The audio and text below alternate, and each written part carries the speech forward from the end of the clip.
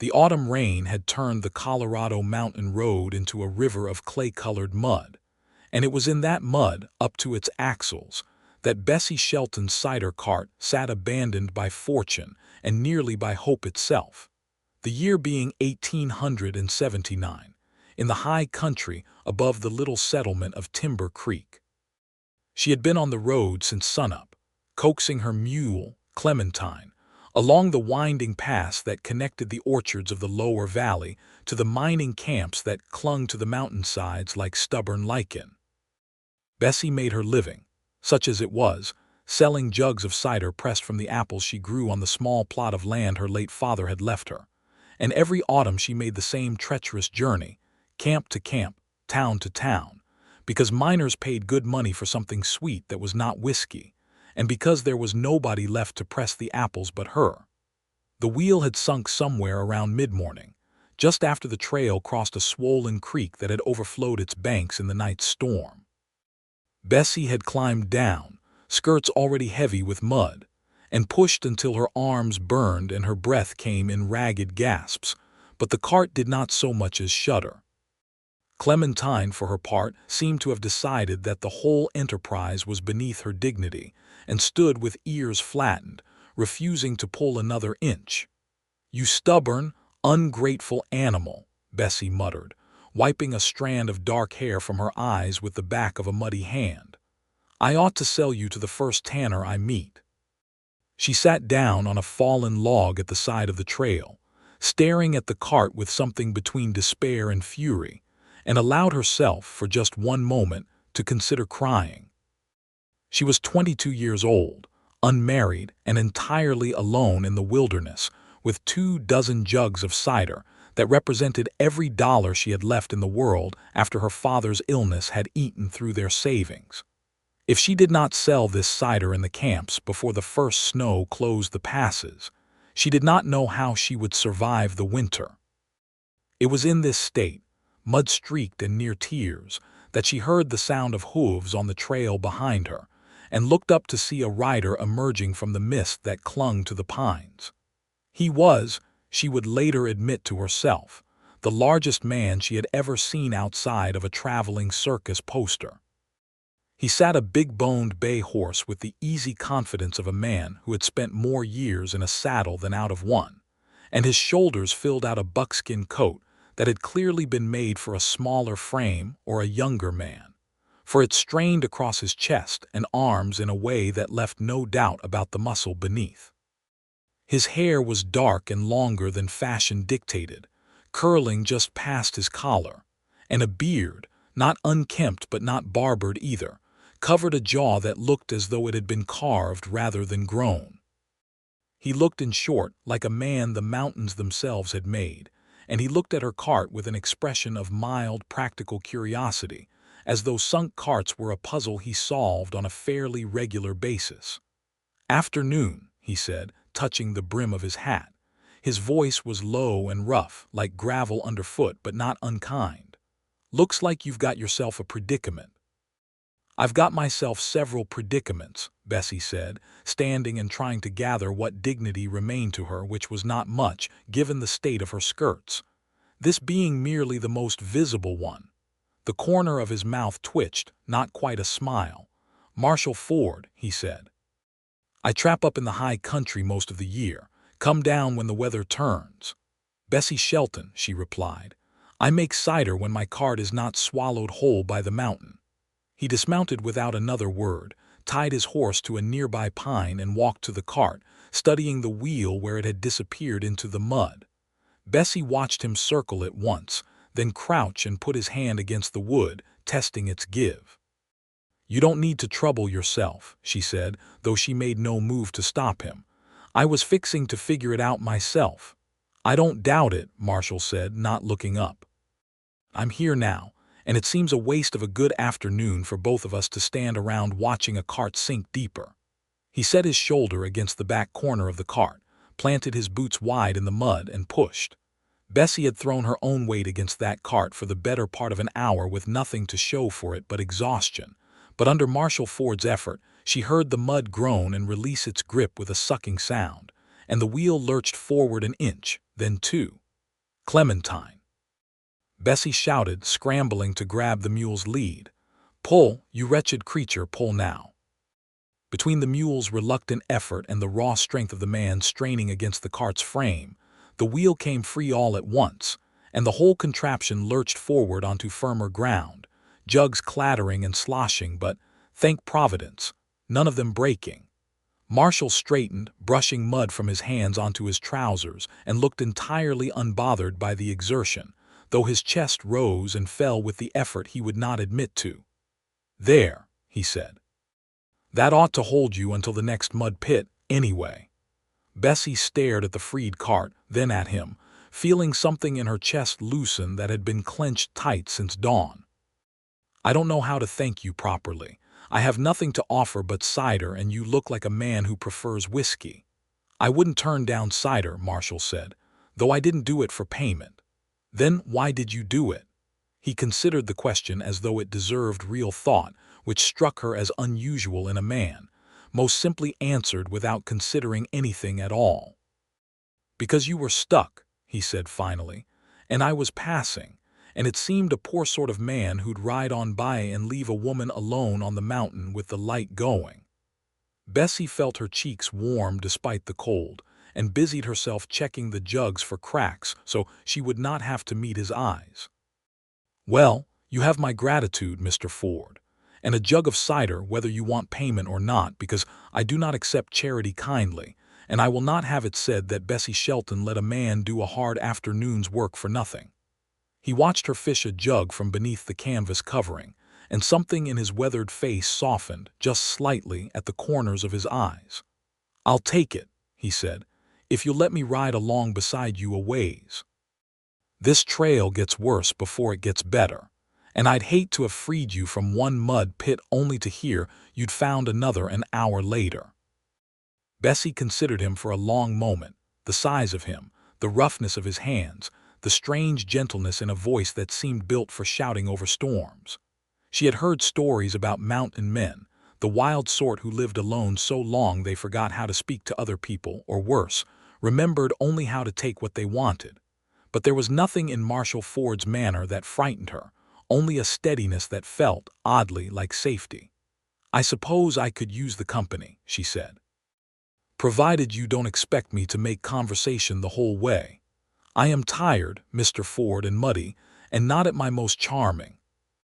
I wasn't aware charm was a requirement for company, he said, and this time the corner of his mouth did lift into something that could honestly be called a smile. Lead on, Miss Shelton. I'll follow behind in case the mountain decides to swallow you again. And so they set off together along the muddy trail, Bessie leading her mule and her cart of cider, Marshall Ford riding a respectful distance behind on his big bay horse, and neither of them could have said, in that moment, that they were riding toward something far larger than a simple afternoon's journey. But the mountain, in its patient way, seemed to already know. The trail wound upward through stands of aspen gone gold with the season, and Bessie found that despite her declaration about not wanting conversation, the silence between them was not uncomfortable so much as it was full, as though there were things being said that did not require words. Marshall's horse fell into step beside her mule after a time, and she found herself glancing sideways at him more often than she meant to, taking in the breadth of his shoulders, the sureness of his hands on the reins, the way his eyes moved constantly over the tree line and the rocks above, watching, always watching, for danger she could not see. You're always looking, she said finally, when the silence had stretched long enough that curiosity overcame her reluctance to speak. What is it you're watching for? Everything, Marshall said simply. A man who lives alone in these mountains learns to watch everything, or he doesn't live alone in these mountains very long. Bear cougar, whether coming in over the peaks before it reaches you. A fool with a rifle who mistakes you for game. He glanced at her. It becomes a habit. Hard to turn off, even in company. That sounds like a lonely way to live. It is, he admitted, and something in the plainness of his answer struck her harder than she expected. Though I've never had cause to complain of it before today. Bessie did not know what to say to that, so she said nothing. But she felt the words settle into her chest like a warm stone, and she found herself smiling at the mud beneath Clementine's hooves for reasons she did not entirely wish to examine. They came upon Timber Creek as the sun was sinking low behind the western ridge, painting the sky in shades of orange and violet that made even the muddy, rutted streets of the mining town look almost beautiful. Timber Creek was not a large place, perhaps 400 souls at its peak, though the silver strikes of recent years had swelled it with prospectors, and the merchants who followed prospectors the way vultures followed dying cattle. A single main street held the essentials: a general store, a assay office, 2 saloons, a boarding house, a livery, and a small clapboard church that looked as though it had been built by men who were not entirely certain the town would still be there in 5 years. "I've a room at the boarding house," Bessie said as they entered the town proper, the cart wheels squelching through mud that was, if anything, worse than the trail had been. "Mrs. Whitfield holds it for me each autumn when I come through. I'll sell what cider I can here before moving on to the camps up the ridge." "I know the boarding house," Marshall said. "I'll see you there safe, then leave you to your business." "You don't need to trouble yourself further," Bessie said, though she found she did not entirely mean it. "It's no trouble," he said, and something in his tone told her the matter was settled, and she found, oddly, that she did not mind being settled by him. They pulled the cart to a stop outside the boarding house, a 2-story building with a wide porch and lace curtains in the windows that spoke of Mrs. Whitfield's determination to bring civilization to the mountains whether the mountains wanted it or not. Marshall dismounted and helped Bessie unhitch Clementine, his large hands making quick, competent work of buckles that Bessie's cold fingers had been fumbling with for the better part of a minute. "Thank you," she said again, and this time the words felt insufficient in a way that went beyond mere politeness. "You already thanked me," Marshall said, "and gave me cider besides. Any more gratitude, and I'll start to feel I've taken advantage of you." Bessie laughed, a real laugh, the first genuine sound of amusement she'd made in days, and Marshall's eyes crinkled at the corners in a way that suggested he did not laugh often himself but appreciated hearing it in others. "Will I see you again, Mr. Ford?" she asked, before she could think better of the boldness of the question. "I expect you might," he said. "I come through Timber Creek every few weeks when the trapping's slow to trade pelts and pick up supplies. And I find I've developed a sudden fondness for cider." "Is that so?" "It is," he said, and touched his hat brim to her once more before swinging back up onto his horse. "Take care on the mountain, Miss Shelton. It doesn't always send help when a cart gets stuck." "It sent you," she said quietly, and though she was not entirely certain he heard her over the sound of his horse's hooves as he rode off into the gathering dusk, she liked to think, watching his broad back disappear around the bend of the street, that he had. Mrs. Whitfield, a stout woman with iron-gray hair and an opinion about everything, was waiting on the porch with her arms crossed and an expression that suggested she had seen the entire exchange from her window. "Well," she said, as Bessie climbed the porch steps, mud-caked and weary but somehow lighter than she had felt in months. "That was Marshall Ford, if my eyes still serve me, and I don't believe I've ever seen that man ride 2 miles out of his way for anybody, let alone escort a lady into town like a proper gentleman caller. He helped free my cart from the mud," Bessie said, trying and failing to keep her voice neutral. "That's all it was, Mrs. Whitfield." "Ma'am," said Mrs. Whitfield, in the tone of a woman who believed no such thing but was too polite or too gleeful at the prospect of gossip to say so directly. "Well, come inside before you catch your death, and tell me all about it over supper. A woman doesn't blush like that over a simple bit of cart pushing." Bessie followed her inside, protesting weakly that she was not blushing, though the heat in her cheeks suggested otherwise, and if she found herself, over the following days, listening for the sound of a particular horse's hooves on the muddy street outside, she told herself it was only because Timber Creek was a small town, and a woman naturally noticed the comings and goings of everyone in it. The days that followed were busy ones for Bessie.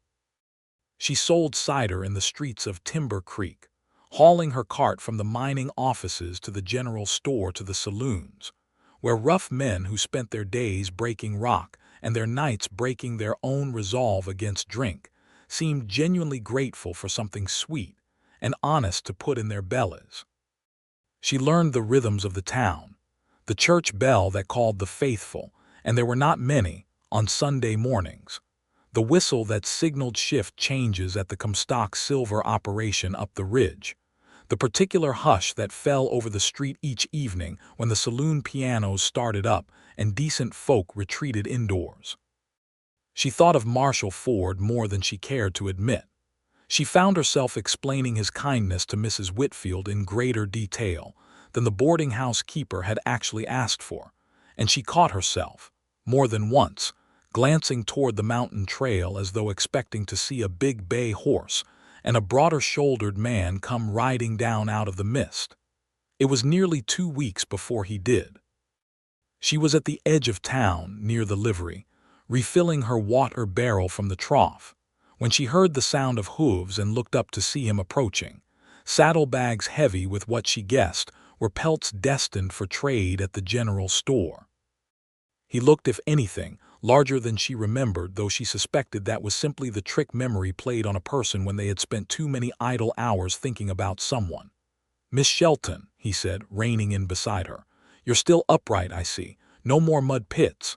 "None that I couldn't handle myself," she said, though she could not entirely suppress her smile. "How was the trapping?" "Slow," he said. "The beaver have gotten wise to the traps this season, or maybe I'm getting slow myself." He dismounted, and Bessie noticed, not for the first time, the easy strength in the movement, the way his boots hit the ground without a stumble despite the weight of the saddlebags he carried. "I brought pelts to trade. Thought I might find you still in town." "You thought correctly," Bessie said, "though I confess I'm running low on cider. I've sold most of what I brought to the miners, and I'll need to press more apples before I can bring another batch up from the valley." "Then perhaps," Marshall said, and there was something careful in the way he said it, as though he had practiced the words on the ride down from the mountains, "you'd let me buy you supper instead. Since you're out of cider to sell, and I'm out of good reasons to avoid asking." Bessie's heart did something complicated in her chest, a lurch and a flutter both at once. "Mr. Ford, are you asking to court me?" "I believe I am," he said, without hesitation, in the plain and steady way he seemed to say everything, as though the truth cost him nothing to speak. "I've thought of little else since the mud pit, if I'm honest, which I generally try to be. I don't know much about courting a lady proper, Miss Shelton. I've spent most of my adult life talking to beaver and bears and my own horse. But I know I'd like to spend an evening with you that doesn't involve either of us being covered in mud, and I thought I ought to ask plainly rather than dance around it." Bessie found herself laughing again, that same warm, unguarded laugh that seemed to come more easily around him than it did around anyone else. "That is, without question, the strangest and most honest proposal of supper I have ever received, Mr. Ford. I accept." They ate that evening at the small restaurant attached to the boarding house, a modest establishment that served venison stew and biscuits to miners and travelers alike, and Bessie learned more about Marshall Ford in those 2 hours than she had learned about most people in years of acquaintance. He had come west from Missouri as a young man, seeking his fortune in the mountains after his family's farm failed in a bad harvest year, and he had found, instead of fortune, a solitary life among the peaks that suited him better than farming ever had. He had no family left to speak of, his parents both gone, a brother lost to the war before Marshall was even old enough to understand what fighting meant, and he had built his life instead around the rhythm of the seasons, the trapping in autumn and winter, the trading in spring, the long solitary months in between when the mountains belonged to him and no one else. "Doesn't it get lonely?" Bessie asked, echoing the question she had asked on the trail, though she found she wanted a fuller answer this time. "It did," Marshall said, "before. I told myself it didn't for years, told myself a man doesn't need company if he's got the mountains and his own two hands. But I think I was lying to myself some, and I didn't know it until I saw you sitting on that log looking like you'd lost the whole world to a mud pit, and I found myself wanting to fix it more than I've wanted to fix anything in a long time. Bessie set down her spoon, her stew forgotten. Marshall Ford, I do believe that is the sweetest thing anyone has ever said to me, and you say it like you're reading off a list of supplies. I told you, he said, though his ears had gone slightly red beneath the dark hair, I don't know much about courting proper. I only know how to say true things plainly. Then keep saying them, Bessie said softly. I find I like plain, true things a great deal. Over the following weeks, as autumn deepened toward winter and the aspen gold gave way to bare branches, Marshall Ford became a fixture in Bessie Shelton's life in Timber Creek. He would ride down from his mountain cabin every week or two, ostensibly to trade pelts, though Mrs. Whitfield remarked more than once that he seemed to have an awful lot of pelts to trade for a man who lived alone with only his traps for company. He would find Bessie in the streets or at the boarding house, and they would walk together along the edges of the town, past the last buildings where the wilderness began again, talking of small things and large ones, of the apples she grew in the valley below, and the winters he had survived alone in his cabin, of dreams neither of them had spoken aloud to another living soul. She told him about her father, about the long, slow illness that had taken him the previous spring, about the loneliness of running the orchard by herself, of pressing apples into cider with only her own hands and Clementine's stubborn company for help. He listened in that way he had full attention, no interruption, as though her words were the only sound in the world worth hearing, and when she finished, he did not offer empty comfort but simply said, "That sounds like it was hard. I'm sorry you had to carry it alone," and somehow that was more comforting than any platitude could have been. He told her about his brother, about the letter that had come during the war informing his family that the boy would not be coming home, about the way his mother had never recovered from the grief and had followed her son to the grave within 2 years, about his father's farm failing not long after, as though the land itself had given up along with the family that worked it. Bessie reached out and took his hand as he spoke, and he let her, his rough, calloused fingers curling around hers with a gentleness that seemed almost incongruous with their size and strength. And she thought, not for the first time, that there was more tenderness in this mountain man than in any of the polished gentlemen she had occasionally encountered in her travels through the valley towns. It was on one such walk, as the first real snow of the season began to fall in soft, fat flakes over Timber Creek, that Marshall stopped walking altogether and turned to face her, his expression more serious than she had yet seen it. "Bessie," he said, and it was the first time he had used her given name without the formal address, and something in the way he said it made her breath catch. "I have to go back up to my cabin soon. The trapping season is starting proper, and once the pass is close, I won't be able to come down again until spring." Bessie felt something cold settle in her stomach that had nothing to do with the snow. "How long?" 4 months, Marshall said. "Maybe 5 if the winter's hard. I've done it every year since I came out here, and I've never minded it before. But this year—" He trailed off, looking out over the darkening street as though searching for words in the falling snow. "This year I find I minded a great deal, and I wanted you to know that before I go, because I don't want you thinking I've simply ridden off and forgotten you, or that I didn't care enough to say something true before the mountains swallowed me up for the winter." "What are you saying, Marshall?" Bessie asked, though she suspected she already knew, and hoped, with a fierceness that surprised her, that she was right. "I'm saying I love you," Marshall said plainly, as he seemed to say everything, though his voice roughened with the weight of the words. "I've loved you since that first afternoon on the trail, I think, though I didn't have the sense to know it until later. And I don't want to leave for the winter without telling you that, even if the timing is poor, and even if I've no right to ask you to wait for a man who lives half his life alone in the mountains with nothing but beaver pelts for company." Bessie felt tears sting her eyes, though whether from joy or the cold or some combination of both, she could not have said. Marshall Ford, I have never in my life met a man who says exactly what he means without any dressing up or dancing around, and I find I love that about you nearly as much as I love you. Yes, I love you too, and I will wait for you, through this winter and however many more come after if you'll have me.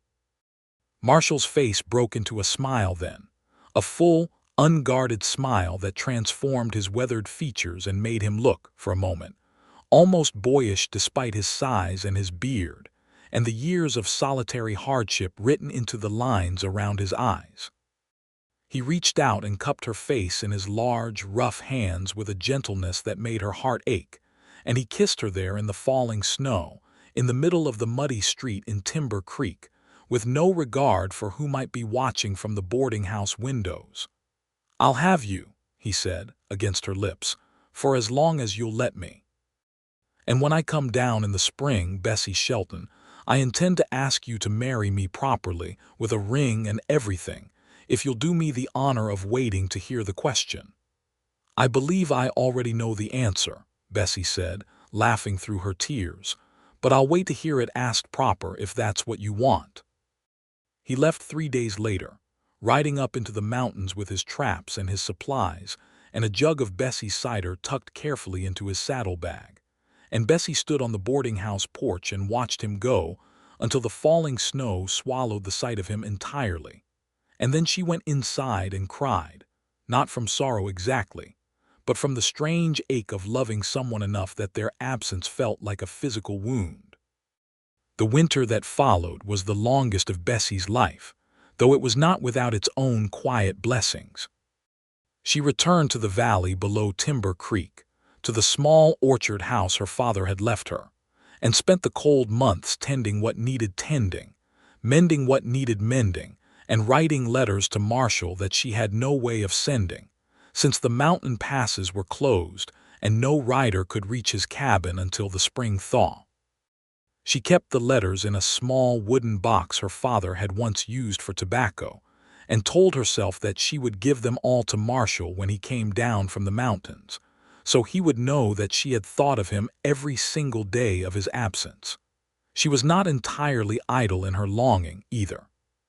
She spent the winter pressing what apples remained in her cellar, experimenting with new methods her father had never tried, adding cinnamon and a touch of maple syrup she traded for with a neighboring farmer, until she had developed a cider recipe she was rather proud of, one she intended to sell the following autumn in greater quantities than ever before, if only to prove to herself and to Marshall that she was a woman capable of building something lasting, not merely surviving on what her father had left behind. She thought often, during the long dark evenings by her fire, of what a life with Marshall Ford might look like. She knew enough of mountain men to understand that he would not easily give up his trapping, nor did she wish him to, for she had seen the way his eyes lit up when he spoke of the high country, the particular quality of silence up near the peaks, the elk that grazed in mountain meadows at dawn. She did not want to ask him to become someone he was not, a farmer or a shopkeeper confined to 4 walls, any more than she wanted to abandon her own orchard and her own cider-making to follow him into a life of constant wandering. She hoped, as she sat by her fire through the long winter nights, that they might find some way to build a life that honored both of their needs, though she could not yet say what shape that life might take. Spring came late that year, as it often did in the high country, with the last snows lingering into April before finally surrendering to the warming sun. Bessie had begun watching the mountain trail from her orchard by the 2nd week of April, though she told herself sternly each morning that it was far too early to expect him, that the passes likely remained treacherous. That patience was a virtue she would simply have to cultivate whether she wished to or not. He came on the 23rd of April, on a morning bright with new sunlight and the particular green smell of things growing after a long winter's sleep. And Bessie, who was in the orchard checking her trees for the first buds of the season, heard the sound of hooves on the road and turned to see him, Marshall Ford, riding down from the mountains looking leaner than she remembered but no less broad through the shoulders, his hair longer still and his beard thicker. But his eyes finding hers across the orchard, with the same steady warmth she had carried in her memory through every long winter night. She did not wait for him to dismount properly. She ran across the orchard, skirts catching on the low branches of apple trees not yet in bloom, and he swung down from his horse just in time to catch her as she reached him, lifting her clean off the ground in an embrace that spoke more eloquently than any words could have of 4 months of longing finally satisfied. "You came," she said, when he had set her down and she could catch her breath enough to speak. "I told you I would," Marshall said, his voice rough with emotion he made no effort to hide. "I thought of nothing else all winter, Bessie. Every trap I checked, every pelt I skinned, I thought of you, and of coming back down this mountain to see your face again. I wrote you letters," she said, "though I had no way to send them. I kept them all winter in my father's old tobacco box. I'll give them to you if you'd like to read them." "I would like that very much," Marshall said, and then, as though he could contain himself no longer, he reached into his coat pocket and withdrew a small object wrapped in a scrap of deerskin, which he unwrapped with hands that Bessie noticed, with some surprise and no small amount of tenderness, were trembling slightly. Inside the deerskin was a ring, simple but beautifully made, a band of gold set with a small, clear stone that caught the morning light and threw it back in sparks of white fire. "I traded pelts for this in Denver back in the autumn, before I even came looking for you that first day," Marshall said. "I don't know why I bought it then, except that some part of me must have known, even before I met you, that I was looking for someone, and when I found you stuck in that mud pit, something in me simply recognized you as the one I'd been looking for all along." "Marshall," Bessie breathed, tears already spilling down her cheeks. "Bessie Shelton," he said, and though his voice shook, his eyes never left hers. "I have loved you since the first afternoon I saw you sitting on that log, covered in mud and looking fit to cry over a stuck cart, and I have loved you through every day of this long, lonely winter, and I intend to love you for the rest of my days, however many the good Lord sees fit to give me. Will you marry me, and make an honest man out of a mountain hermit who never thought he had any business asking for happiness, until you showed him what happiness could look like?" "Yes," Bessie said, laughing and crying at once, holding out her hand so he could slide the ring onto her finger, which he did with a care that belied the roughness of his hands. "Yes, Marshall Ford, 1,000 times yes. I have been waiting all winter for you to ask." He kissed her then, in the orchard beneath the not yet blooming apple trees, with the mountain sun warm on their shoulders and the promise of spring all around them. And Bessie thought, as she had thought once before in the falling snow, that she had never in her life felt so certain of anything as she felt certain, in that moment, of Marshall Ford's love. They were married in June, in the small clapboard church in Timber Creek, with Mrs. Whitfield weeping openly in the front pew and half the town in attendance. For Marshall Ford, despite his reputation as a solitary man of the mountains, had earned the respect and affection of the townsfolk over his years of honest trading, and Bessie Shelton had won hearts of her own with her cider and her kindness during her seasonal visits. The preacher, a thin, earnest young man named Reverend Coleman, who had come west 2 years prior with more enthusiasm than experience, seemed genuinely moved by the ceremony, and pronounced them man and wife with a warmth that suggested he understood he was witnessing something more than a simple transaction of vows. Bessie wore a dress of pale blue calico that Mrs. Whitfield had helped her sew over the preceding weeks, simple but lovingly made, with small embroidered apple blossoms along the hem that Bessie had insisted upon despite Mrs. Whitfield's gentle suggestion that perhaps something more traditional might be appropriate. Marshall wore a suit that had clearly been purchased for the occasion, since Bessie could not recall ever seeing him in anything but his buckskin coat and rough trail clothes, and he looked so uncomfortable in the stiff collar and formal jacket that Bessie could not help laughing when she first saw him standing at the front of the church, which earned her an aggrieved but affectionate look from her soon-to-be husband. "You look ridiculous," she whispered to him as she took her place beside him at the altar, "and I love you desperately for suffering through it." "I'd wear worse for you," Marshall murmured back, "though I confess I intend to burn this collar the moment the ceremony's finished."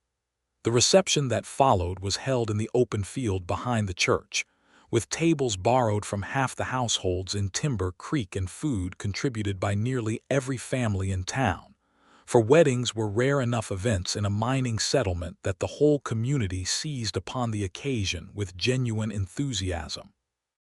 There was music from a fiddle and a battered old piano hauled out from one of the saloons for the occasion, and dancing that lasted well into the evening, and Bessie found herself, at one point, watching Marshall dance with old Mrs.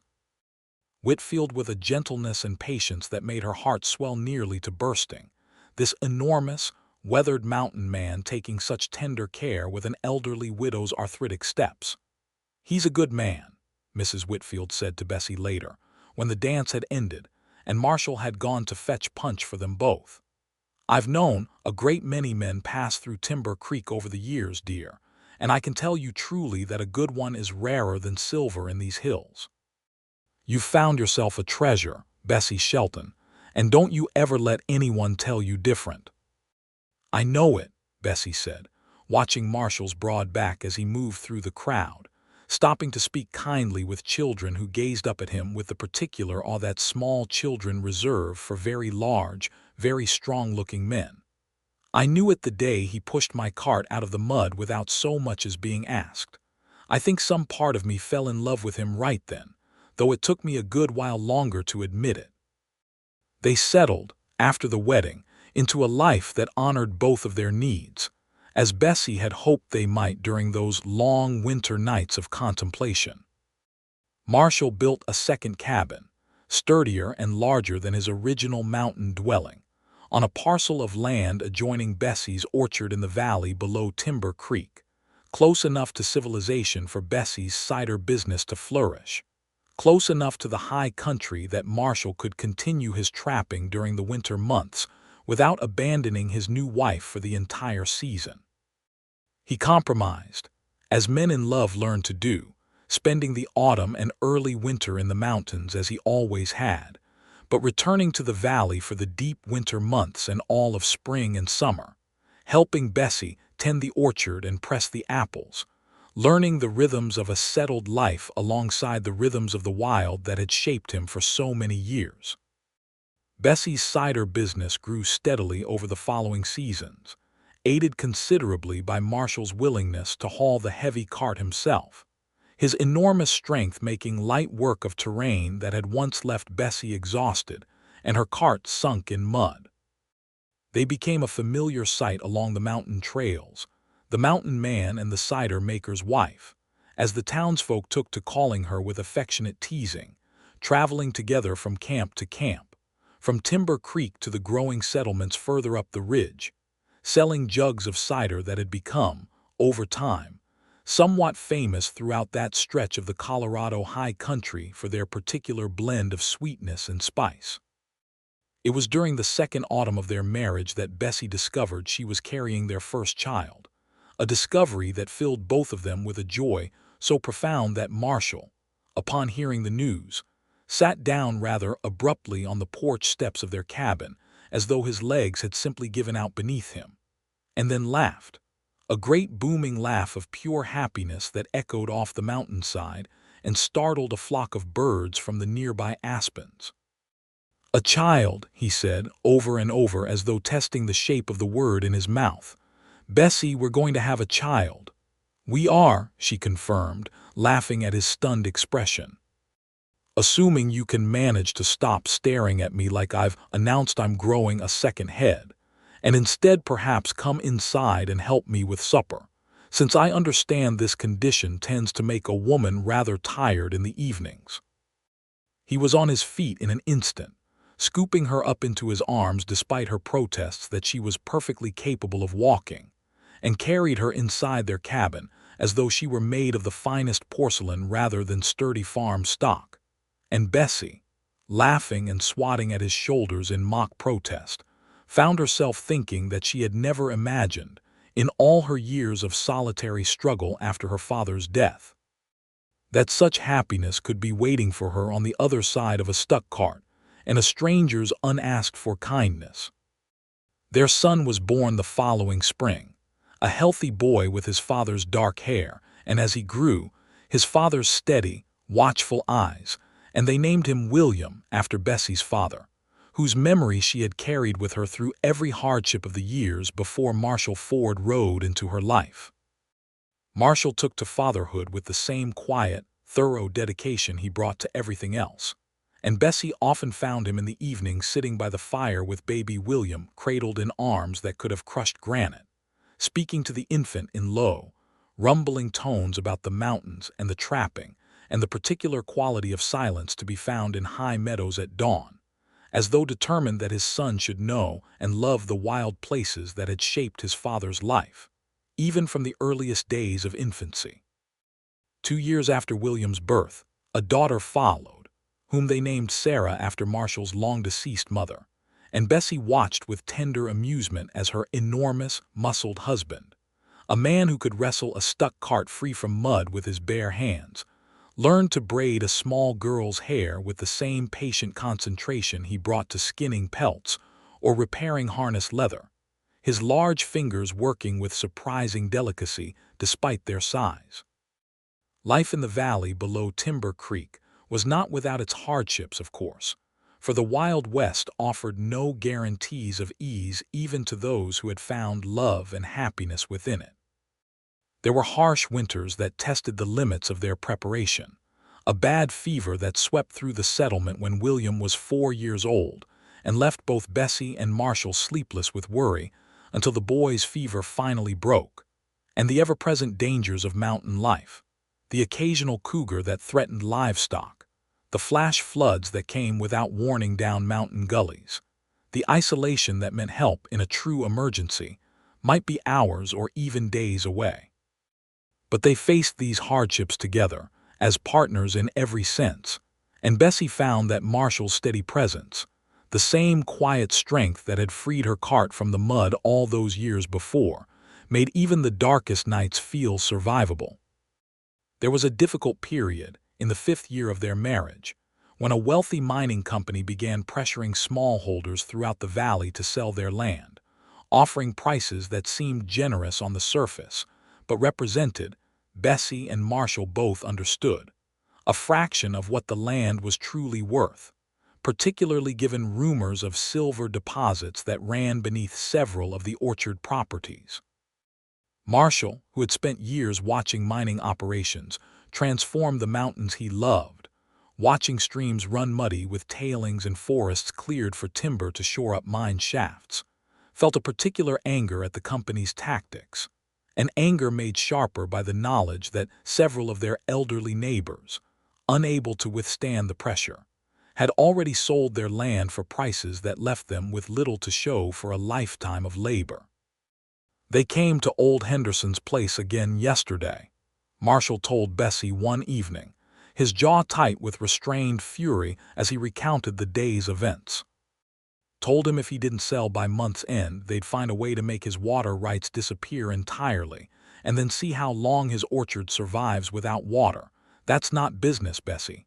That's a threat dressed up in a banker's suit. What will we do if they come to us with the same threats? Bessie asked, though she suspected she already knew the answer, given the set of her husband's shoulders and the steel that had entered his voice. "We'll fight it," Marshall said simply. "I didn't spend my whole life in these mountains, learning every trail and every stream, to watch some company from back east buy up the whole valley and tear it apart looking for silver that might not even be there. This is our home, Bessie, our children's home. I won't be bullied out of it, and I won't stand by while our neighbors are bullied out of theirs either." True to his word, Marshall organized the smallholders of the valley, using the respect he had earned over years of honest trading and his considerable size and presence, which tended to discourage the company's hired men from attempting the same intimidation tactics they had used against elderly farmers like Henderson, into a united front that refused, collectively, to sell below a fair price, and that pooled resources to hire a lawyer from Denver who specialized in water rights disputes. The battle took the better part of a year, and there were tense moments when it seemed the mining company's resources and connections might simply overwhelm the smallholders' resistance. But in the end, faced with a unified community and the expense of prolonged legal battles, the company backed down, offering fair prices to those who wished to sell and leaving the rest, including Bessie and Marshall's orchard, entirely alone. "You did that," Bessie told Marshall, after word came that the company had finally abandoned its campaign against the valley's smallholders. "You saved this valley, Marshall Ford, same as you saved my cart from that mud pit all those years ago. You just can't seem to help yourself when you see someone in trouble." "I had help," Marshall said, characteristically modest about his own role in the victory. "The whole valley stood together. I just happened to be big enough that the company's men thought twice about trying to push me around personally." "That's not all it was," Bessie said, "and you know it. You care, Marshall. You've always cared about this land and the people on it, more than you let yourself admit most days. It's one of the things I love most about you." By the time their third child arrived, a second son they named Thomas after no one in particular, simply because Bessie had always liked the name, the Shelton Ford Orchard, as it had come to be known throughout the region, had grown into one of the most respected and prosperous small farms in the valley. Its cider sold not only in Timber Creek but shipped in specially sealed barrels as far as Denver itself, where it had developed something of a reputation among discerning buyers for its particular blend of sweetness, spice, and the subtle maple undertone that Bessie had perfected during that long, lonely winter of waiting for Marshall's return so many years before. Marshall had, by this point, largely given up his solitary trapping expeditions in favor of managing the orchard alongside Bessie, though he still ventured into the high country periodically, sometimes bringing William along as the boy grew older, teaching his son the same skills of woodcraft and mountain survival that had sustained Marshall through his own younger, lonelier years, though now those skills were passed down not out of necessity, but out of love. A father sharing with his son the wild places that had shaped him, in the same spirit he had once spoken to baby William by the fireside about mountain meadows and morning silence. The children grew, as children do, with a swiftness that left Bessie occasionally breathless with the passage of years. William, at 16, had grown tall and broad through the shoulders, in a way that promised he would eventually rival his father's considerable size, and had developed his father's quiet, watchful patience, alongside a genuine talent for tracking and woodcraft that made Marshall glow with unconcealed pride whenever the boy successfully followed a trail or correctly predicted weather from the shape of clouds over the peaks. Sarah, at 14, had inherited her mother's practical intelligence and had taken over much of the bookkeeping for the cider business. Her careful ledgers and shrewd negotiating with buyers in Denver proving so effective that Bessie had begun, only half-jokingly, referring to her daughter as the true business mind of the family. And Thomas, the youngest at 11, seemed to have inherited a bit of both his parents' spirits, equally happy accompanying his father into the mountains or helping his mother press apples in the autumn. A cheerful, adaptable boy who got along with everyone in Timber Creek from the youngest children to the oldest, crankiest miners. It was on a crisp October evening, some 17 years after that first muddy afternoon on the mountain trail, that Bessie and Marshall found themselves alone on the porch of their cabin, the children having gone into town for a dance that Sarah had been anticipating for weeks, and Bessie found herself thinking back, as she often did on quiet autumn evenings, to the day her cart had sunk in the mud and a stranger had appeared out of the mist to free it without being asked. "Do you ever think about it?" she asked Marshall, who sat beside her on the porch swing he had built with his own hands the summer after William was born, his hair gone gray at the temples now, but his shoulders no less broad, his strength no less evident despite the years. "That first day, I mean, when you found my cart stuck in the mud." "I think about it often," Marshall said, taking her hand in his, the same rough, calloused hand that had once freed her cart from the mud now weathered further by decades of honest labor. "I think it's the luckiest day of my life, though I didn't know it at the time. I just saw a woman stuck and figured I ought to help. I had no notion, riding up that trail, that I was riding toward the rest of my life. Mrs. Whitfield always said you rode 2 miles out of your way that first day, just to see me safely to the boarding house," Bessie said, smiling at the memory of the boarding house keeper's knowing looks and gentle teasing all those years ago. "She saw it before either of us did, I think, that we were meant for each other." "She wasn't wrong," Marshall said. "Though I like to think I'd have figured it out myself eventually, even without her meddling." "You are the most unobservant man I have ever met about your own feelings, Marshall Ford," Bessie said, laughing, "and the most observant man about everything else in the entire world. It took you a full week after that first supper to admit you were courting me, when the whole town had known it before you'd even asked me to sit down at that table." "A man needs time to consider such important matters properly," Marshall said, with mock seriousness, though the twinkle in his eye betrayed his amusement. "I wasn't about to rush into declaring love for a woman I'd only just pulled a cart out of the mud for. That would have been improper." "Improper," Bessie repeated, still laughing, leaning her head against his broad shoulder as the sun began to set behind the western peaks, painting the sky in the same shades of orange and violet that had greeted them on that very first evening riding into Timber Creek together, all those years before. "You've never once in your life worried about propriety, Marshall Ford, and don't pretend otherwise now." "No," he admitted, wrapping his arm around her shoulders and pulling her closer against the evening chill that was beginning to settle over the mountains. "I suppose I haven't. I only ever worried about doing right by you, Bessie, from that very first day."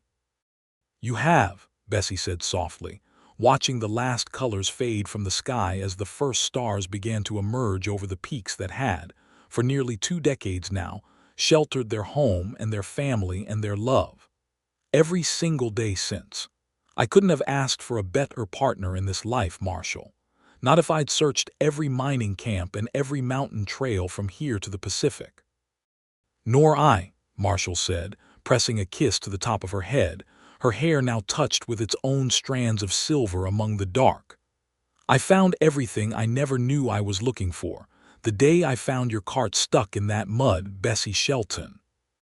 I've thanked God for that mud pit every single day since, and I intend to keep thanking Him for it, for however many more years He sees fit to give us." They sat together on the porch as darkness fell fully over the valley, listening to the distant sound of music drifting up from Timber Creek, where their children danced the evening away, secure in the knowledge that they had built something lasting and true out of a chance encounter on a muddy mountain trail, something that had grown, over the years, into a family, a home, and a love that had never once wavered despite every hardship the Wild West had thrown in their path. The following spring, William announced his intention to marry a young woman from a neighboring ranch, a sensible, cheerful girl named Margaret whom he had courted for the better part of a year with the same steady patience his father had once shown Bessie, and the wedding that followed, held in the same small clapboard church where Bessie and Marshall had exchanged their own vows nearly 2 decades before, brought the whole community together once more in celebration. Mrs. Whitfield, now quite elderly but still sharp-tongued and sharper-eyed, weeping openly once again from the front pew, declaring to anyone who would listen that she had known, from the very first day Marshall Ford rode 2 miles out of his way to see a muddy cider maker safely into town, that this family would flourish beyond anyone's expectations. Sarah, not to be outdone by her older brother, married the following autumn, a quiet, studious young man who had come to Timber Creek to work as an assier, and had fallen for Sarah's sharp business mind and sharper wit during her frequent visits to town to negotiate cider sales. And Thomas, the youngest, showed every sign of following in his father's footsteps entirely, spending more time in the high mountains each year. Learning trapping and woodcraft with a natural talent that reminded Marshall powerfully of his own younger self, though tempered, thankfully, by none of the loneliness Marshall had once known, for Thomas always had a family and a home to return to when the trapping season ended. Bessie and Marshall grew old together in that valley below Timber Creek, watching their children marry and have children of their own, watching the small mining town grow into a proper settlement with a schoolhouse and a proper hotel, and eventually, though it took the better part of 30 years, a railroad spur that made the journey to Denver far easier than the muddy mountain trails Bessie had once traveled with her cider cart and her stubborn mule. They watched the orchard grow and expand under the care of subsequent generations. The cider recipe Bessie had perfected during that first lonely winter passed down through the family with the same care and pride that had once gone into its creation. And on quiet evenings, sitting on the porch swing Marshall had built so many years before, now worn smooth by decades of use, they would still sometimes speak of that first muddy afternoon on the mountain trail, of a stuck cart and a stranger's unasked-for kindness, of a mountain man who had ridden out of the mist and found, without ever intending to look for it, the love and the family and the home he had not known until that moment, that he had been missing his entire life. "I never did thank you properly," Bessie said once, many years later when her hair had gone entirely silver and Marshall's shoulders, though still broad, had softened somewhat with age, "for pushing that cart out of the mud. You gave me a jug of cider," Marshall reminded her, his voice grown a bit slower with age but no less warm, no less full of the same quiet devotion that had characterized every year of their marriage. "That was payment enough and more." "That was payment for the mud pit," Bessie said, "but I never properly thanked you for everything that came after. For loving me and building a life with me and being the finest father our children could have asked for, and the finest husband any woman could have hoped to find, especially one who thought her life was over the day her cart sank into that mountain trail." "You don't need to thank me for any of that," Marshall said, taking her weathered hand in his own, the same gesture he had made 1,000 times over the decades of their marriage, still gentle despite the roughness of his palm. "That wasn't a kindness I did for you, Bessie. That was simply my life, the moment I chose to love you, and I have never once regretted that choice, not for a single day in all these years." "Nor I," Bessie said, resting her head against his shoulder as the sun set once more behind the mountains that had witnessed the entire span of their love, from that first muddy afternoon to this quiet, contented evening so many decades later. "Not for a single day, Marshall Ford, not for one single day." And there, in the valley below Timber Creek, beneath the same mountains where a stuck cart and an unasked-for kindness had first brought them together, Bessie Shelton and Marshall Ford lived out the remainder of their days in a happiness neither of them had dared imagine possible, surrounded by children and grandchildren, by an orchard that had flourished under their combined care, and by a love that had proven, across nearly 50 years of Wild West hardship and joy alike, as steady and enduring as the mountains themselves.